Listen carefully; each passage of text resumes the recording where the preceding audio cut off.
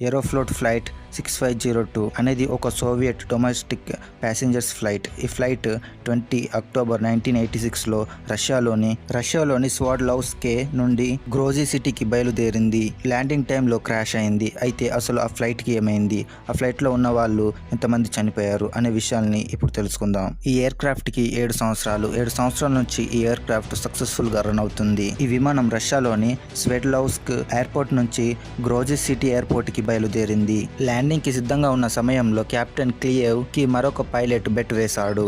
ఏమానంటే ఏమాత్రం ల్యాండ్ చూడకుండా కేవలం శబ్దాలు వినుకుంటూ ఫ్లైట్ ని ల్యాండ్ చేయాలి అని బెట్ వేశాడు. వాళ్ళిద్దరి మధ్యలో చాలానే ఆర్గ్యుమెంట్ జరిగింది. అయితే చివరికి బెట్ ని యాక్సెప్ట్ చేస్తాడు.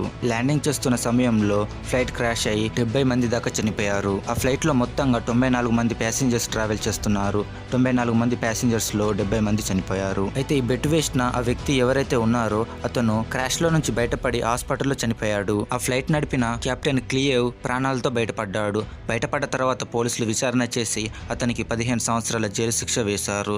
కానీ ఆ తర్వాత అతనికి 6 సంవత్సరాల జైలు శిక్ష తగ్గించారు. ఈ ఇద్దరు పైలట్లు వేసుకున్న చెత్త బెట్టు వల్ల చాలా మంది అమాయకులు చనిపోయారు. ఇదంతా ఫ్లైట్ ఎందుకు క్రాష్ అయిందనే విషయం పైన ఇన్వెస్టిగేషన్ చేసినప్పుడు బయటపడింది. వింటర్ చలికాలంలో జనాలు ఎంత సఫర్ అవుతారు అంటే ఆ చలికి వాళ్ళు ఎలాంటి పని చేయలేకపోతారు. మన ఇండియాని వదిలేయండి, కొన్ని దేశాల్లో చలి ఎంతలా ఉంటుందంటే వాళ్ళు తాగే నీరు కూడా గడ్డగట్టుకుపోయే అంత. ఇంతటి చలిలో టై జాకెట్స్ లేకపోతే వాళ్ళ పని అయిపోయినట్లే. జనరల్గానైతే ప్రతి ఒక్కరి దగ్గర టై జాకెట్స్ అనేవి ఉంటాయి. కానీ కొంతమంది దగ్గర లైక్ హోమ్లెస్ పీపుల్స్, కొంతమంది పూర్ పీపుల్స్ దగ్గరనైతే టై జాకెట్స్ అయితే ఉండవు.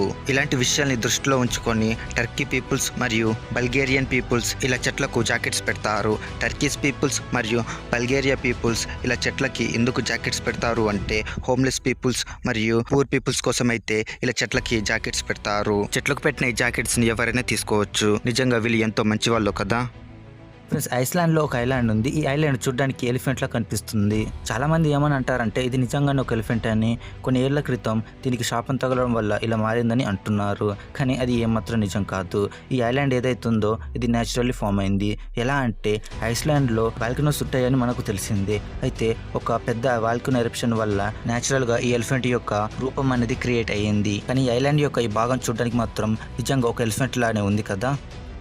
ఫ్రెండ్స్, మనం ఫ్రూట్స్ని చాలా ఇష్టంగా తింటాము మరియు అవి చాలా టేస్ట్గా కూడా ఉంటాయి. కొన్ని రకాల ఫ్రూట్స్ మన హెల్త్కి మంచిగా ఉంటే మరికొన్ని ఫ్రూట్స్ మన హెల్త్నే నాశనం చేస్తాయి.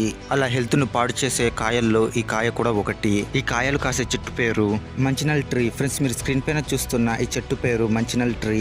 ఈ చెట్టు ప్రపంచంలోనే అత్యంత విషపూరితమైన కాయలు కాసే చెట్టు. ఈ చెట్టుకి బిచ్ యాపిల్స్ అనే కాయలు కాస్తాయి. ఈ చెట్టు బిచ్ యాపిల్స్లో చాలా పాయిజన్ ఉంటుంది. ఈ విషయం చాలా అంటే చాలా ప్రమాదకరం. ఈ కాయ లోపల తెల్లగా ఉంటుంది.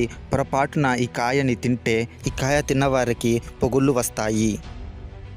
ఫ్రెండ్స్, మన భూమిపైన ఎన్నో కోట్ల చెట్లు ఉన్నాయి. అయితే ఇన్ని కోట్ల చెట్లు పెరగడానికి గల కారణం ఏమిటో మీకు తెలుసా? నాకు తెలిసి మీలో చాలామంది పక్షులు అని అంటారు. అవును, అది నిజమే. కానీ పక్షులతో పాటు ఈ చెట్లు పెరగడానికి గల కారణమైన మరొక ముఖ్యమైన జీవి పేరు ఉడత. అవును, ఉడత కొన్ని కోట్ల చెట్లు నాటడంలో సహాయం చేస్తుంది. ఉడత చెట్ల యొక్క పండ్లని తింటుంది. తిని మరికొన్ని పండ్లని నేలలో దాచిపెడుతుంది. తన దగ్గరున్న కాయలన్నిటిని నేల లోపల పాతి పెడుతుంది. డిఫరెంట్ ప్లేసెస్ డిఫరెంట్ కాయల్ని పెడుతుంది.